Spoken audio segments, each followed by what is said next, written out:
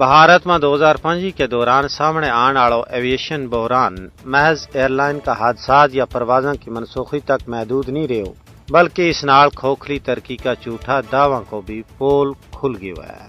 Financial times की एक report में इंकशाफ की गई है कि भारत में परवाज़ों की मनसूखी इस हकीकत को इज़हार थी कि रियासत कवानीन पर अमल दरामद की सलाहियत गवा चुकी है। 13 अहमदाबाद में एयर इंडिया त्यारा का हादसात में 260 बंदा हलाक हुआ।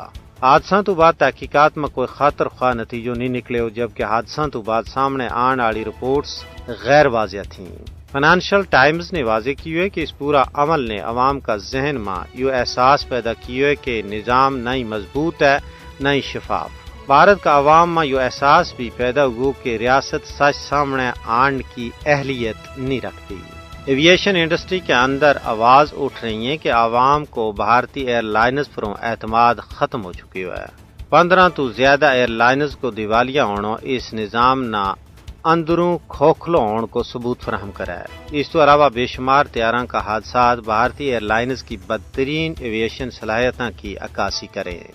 RTI के माफक पिछला 5 साल में भारत में 53 फिजाई हादसात पेश आ चुके हैं। इन हादसात में 320 तो ज्यादा बंदा हलाक हुआ।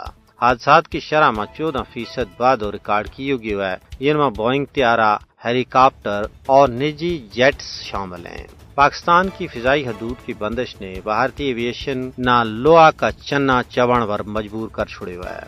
मोदी अपनी हिंदुत्व शिद्दत पसंद पॉलिसियां के पार तले इस कदर दब चुकी है कि हुण फकत खोखला और बेबुनियाद तरक्की का दावाई उसको सियासी सारो बन के रह गया है।